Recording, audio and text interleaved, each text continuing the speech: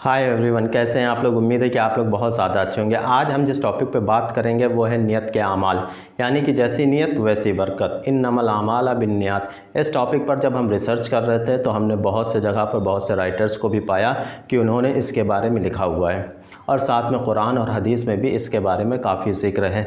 तो चलिए सबसे पहले ये समझते हैं कि कौन से वो राइटर्स हैं जिन्होंने नियत के आमाल के ऊपर बात की है। तो इसके ऊपर हमें एक बहुत अच्छे राइटर्स मिलते हैं जिनका नाम है इम्मानुएल कांत, जो कि साइकोलॉजी के राइटर हैं। उन्होंने अपनी book ground work of the metaphysics of morals में लिखते हैं, moral worth is determination of the consequences of action but by the intention behind it. इसको एक स्टोरी से समझते हैं। एक गांव है जहां पर एक लड़का रहता है जिसका नाम है अली।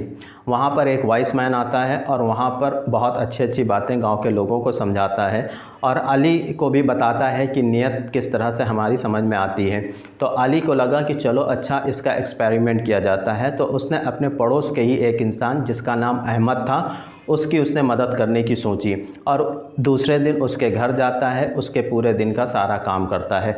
लेकिन उस दिन अली की नीयत बिल्कुल साफ़ थी, उसके अंदर कोई भी रिवॉर्ड पाने की चाह नहीं थी, खालिसन उसकी मदद करने की चाह थी।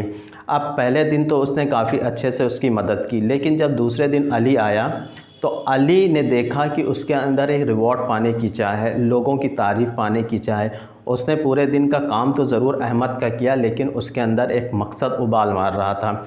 इस चीज़ को अहमद भी काफ़ी अच्छे से समझ पा रहा था और अली के भी दिल में इस चीज़ को लेकर काफ़ी साफ़ ये साउंड नज़र आ रहे थे कि आज हम जिस इंटेंशन के साथ काम कर रहे हैं उस इंटेंशन के साथ कल वो काम नहीं कर रहे थे। तो आज जो काम करने की हमारी स्पीड है, ठीक है, वो कल के हिसाब से नहीं है। आज कहीं ना कहीं हम थोड़ा बहुत अपनी नीयत के हिसाब से काम कर रहे हैं। तो अहमद और अली के बीच जो एक दिन पहले काफ़ी अच्छा रिलेशन हुआ था वो उस दिन नहीं रहा। जब वो जाने लगा तो उस रिलेशन के साथ नहीं गया जो इससे पहले एक दिन पहले बनी थी।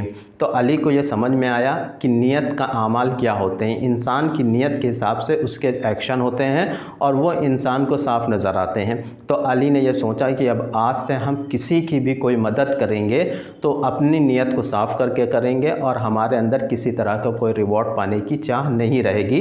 तो इस हिसाब से अली ने पूरे गांव के लोगों की मदद करना शुरू किया बिना किसी रिवॉर्ड की चाह में। तो गांव वाले भी काफ़ी खुश रहने लगे और उसके इस काम से काफ़ी उसकी तारीफ़ें करने लगे और गांव तक, पूरे शहर तक उसकी तारीफ़ें होने लगी। तो ये होती है इंटेंशन। जैसे ही इंटेंशन बदलती है नियत बदल जाती है तो एक्शन भी बदल जाता है और लोगों को इस बात का एहसास भी होता है कि ये इंसान किस इंटेंशन के साथ काम कर रहा है। तो यहाँ पर हमें एक कुरान की आयत भी याद आती है जिसमें अल्लाह ये फरमाता है कि कोई भी इंसान जिस नियत के साथ कोई काम कर रहा होता है उसी नियत के साथ उसका हिसाब किताब होता है। जैसे अल्लाह ने इस आयत के अंदर कहा है कि जो इंसान अगर किसी नियत के साथ गुनाह करता है तो उसके हिसाब से उसको सज़ा मिलती है, लेकिन अगर किसी इंसान ने कोई गुनाह कर दिया और उसकी नियत गुनाह करने की नहीं थी, उसके दिल में किसी तरह की ज़रा सी भी राई के दाने के बराबर उसके दिल में गुनाह करने की चाह नहीं थी, तो अल्लाह दिलों के हाल को जानता है और अल्लाह माफ़ कर देता है ऐसे इंसानों को। लेकिन सबसे पहले अल्लाह उस इंसान के दिल को टटोलता है कि क्या वाकई में ये इस काम को जो कर रहा था वो बिना गुनाह के इसको पता नहीं था कि इसका कितना बड़ा गुनाह है और इसने कर डाला। अगर अल्लाह को ऐसा एहसास होता है, महसूस होता है, तो अल्लाह उसको माफ़ कर देता है। इसी तरह से एक हदीस भी हमें याद आती है जो सही बुखारी हदीस नंबर 1 ही है। ये पूरी इंटेंशन के ऊपर ही है हदीस, जिसमें उमर रज़ी अल्लाह ताला अन्हु फरमाते हैं कि अल्लाह के हुजूर ने कहा है कि कोई भी इंसान जिस नियत के साथ जो काम करता है उसी नियत के साथ उस काम को समझा जाता है। ये कोई अपने आप से अलग से कोई अंदाज़ा नहीं लगा सकता है कि ये इंसान अगर इस काम को कर रहा है तो इसके पीछे नियत कोई और होगी। जैसे एक एग्ज़ाम्पल देते हुए बताया है कि अगर कोई इंसान अपने मुल्क को छोड़ता है, दूसरे मुल्क में जाता है, दूसरे मुल्क में जाने के पीछे का उसका मकसद क्या हो सकता है, रिस्क का या शादी करने का। अगर वो रिस्क या शादी के मकसद से ही अपने शहर को या अपने देश को छोड़ रहा है तो उसका खालिसतन मकसद अपने देश को छोड़ना है। किस मकसद से? रिस्क के मकसद से या शादी के मकसद से, और कोई इसके पीछे नियत नहीं है। तो अल्लाह उसी के हिसाब से इंसान को उसके रिवॉर्ड भी देता है। तो यहाँ पर उम्मीद है कि ये सारी चीज़ें, ये हदीसें आपको समझ में आई होंगी। अब बात जो सबसे बड़ी ये है कि हम इससे सीख क्या सकते हैं। तो जब हम इस पे बहुत ज़्यादा गौर करते हैं तो हमें 5 पॉइंट ऐसे मिलते हैं जिससे हम इन हदीसों से, इन बातों से कुछ चीज़ें सीख सकते हैं। जिसमें सबसे पहली चीज़ आती है सिंसियरिटी इन वर्शिप। इसमें क्या बताया गया है कि कोई भी इंसान अगर अपने काम में, ठीक है, अपनी वर्शिप में पूरी तरह से सिंसियर है, ईमानदार है, तो अल्लाह उसके हिसाब से उसको रिवॉर्ड देता है। इसमें बिल्कुल भी कतन कोई इंसान ये ना सोचे कि हम कुछ काम और कर रहे हैं और कोई दिमाग कहीं और पर है और कर कुछ और रहे हैं, और हम ये सोचें कि हमको इसका रिवॉर्ड मिल जाएगा, तो अल्लाह उसके रिवॉर्ड को ख़त्म कर देता है, उसका कोई आखिरत में कुछ भी नहीं रहता है। तो सिंसियरिटी होनी चाहिए, वो इबादत में होनी चाहिए, वो किसी के काम में होनी चाहिए, साफ दिली के साथ किसी का काम किया जाना चाहिए। दूसरा पॉइंट यहाँ पर आता है अकाउंटेबिलिटी फॉर इंटेंशन। अल्लाह यहाँ पर ये बताता है कि आप जो काम करते हो उसकी ज़िम्मेदारी आपकी है। आप ये बिल्कुल कतई ये ना समझें कि आप काम जो कर रहे हैं वो अल्लाह करा रहा है, करा अल्लाह ही रहा है, लेकिन अल्लाह ने रिस्पॉन्सिबिलिटी आपके हाथ में रखी है। अगर आप किसी काम को गलत करते हो तो वो ज़िम्मेदारी आपकी है। अल्लाह ने आपके दिलों में इन बातों को चस्पा कर दिया है और आपकी नीयत के हिसाब से ही आपके आमाल देखे जाते हैं। अगर आपकी इंटेंशन गलत थी तो उसका अज़ाब भी आपके ऊपर होगा और आपका रिवॉर्ड भी उसी के हिसाब से आपको दिया जाएगा।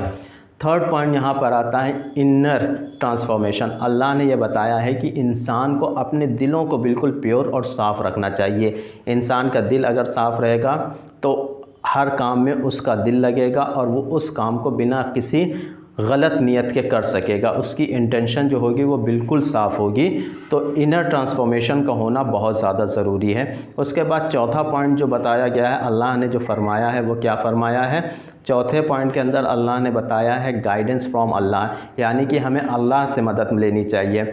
अल्लाह ने ये क्लियरली कर दिया है कि कोई भी इंसान किसी की मदद तब तक नहीं कर सकता है जब तक हम ना चाहें। तो अगर कोई इंसान किसी की मदद कर रहा है तो वो ये बिल्कुल ना सोचे कि ये हम कर रहे हैं, उसको ये समझना चाहिए कि ये अल्लाह की तरफ से हमसे मदद ली जा रही है। तो इसमें अपना हिस्सा ना लगाकर बल्कि अल्लाह का शुक्र अदा करना चाहिए और इसका सारा का सारा जो रिवॉर्ड है अल्लाह आपको उसी हिसाब से देगा। अगर आपने ये सोचा कि ये काम सिर्फ खालिसतन हम कर रहे हैं, ठीक है, ये हमारी अच्छाई है, तो कहीं ना कहीं हम उसके रिवॉर्ड के हकदार नहीं रह जाते हैं। तो अल्लाह ने यहाँ पर यह कहा है कि आप कोई काम तब तक नहीं कर सकते जब तक अल्लाह आपके दिल में उस काम को करने की हिदायत नहीं देता है। तो हमें हिदायत मिलती है अल्लाह की तरफ से, इसलिए हमें हर चीज़ में अल्लाह का शुक्र अदा करना चाहिए। और लास्ट पॉइंट जो हम यहाँ पर समझ पा रहे हैं वो है कंसिस्टेंसी एंड इंटीग्रिटी। इसमें क्या समझ में आता है, कंसिस्टेंसी और इंटीग्रिटी का मतलब ये है कि हम जिस काम को कर रहे हैं उस काम में कंसिस्टेंट रहें और ईमानदार रहें। ऐसा ना हो कि आज हमने एक काम को किया उसके बाद उसको छोड़ दिया, फिर दूसरे दिन दूसरा काम कर रहे हैं, फिर उसको किया, फिर छोड़ रहे हैं, फिर तीसरे दिन तीसरा काम कर रहे हैं। तो इसमें अल्लाह कोई रिवॉर्ड नहीं देता है। अल्लाह का कहना है कि अगर आप रिवॉर्ड चाहते हो तो आप ईमानदार रहो अपने काम पर और लगातार उसको करते रहो जैसे आपको अल्लाह ने हिदायत दी है। आप किसी भी काम को छोड़ते और पकड़ते नहीं रहो, आपको वहाँ पर उसका नतीजा ज़रूर मिलेगा, आपको उसका रिज़ल्ट मिलेगा। तो उम्मीद है कि ये सारे पॉइंट्स आपको समझ में आए होंगे। ऐसे और भी बहुत से राइटर्स हैं जिन्होंने अपनी बुक्स में इसके बारे में, नियत के बारे में बहुत अच्छे और वाज़ेह तौर पर बताया है। जैसे अरिस्टोटल हैं, महात्मा गांधी जी हैं, इन लोगों ने जो अपने काम को किया है या जो इन्होंने बताया है उसमें इनकी नीयत बिल्कुल साफ़ थी। इनका अपना कोई मकसद नहीं था, ये खालिसतन ह्यूमंस के लिए काम कर रहे थे, सोसाइटी के लिए काम कर रहे थे। तो रिवॉर्ड्स भी उसी के हिसाब से अल्लाह ने इनको दिए। अब उम्मीद है कि ये जो नीयत के आमाल हैं आपको इसके बारे में काफ़ी अच्छे से समझ में आया होगा। अगर समझ में आया है तो लाइक और सब्सक्राइब ज़रूर करिएगा। और आज के लिए इतना ही। Thank you very much.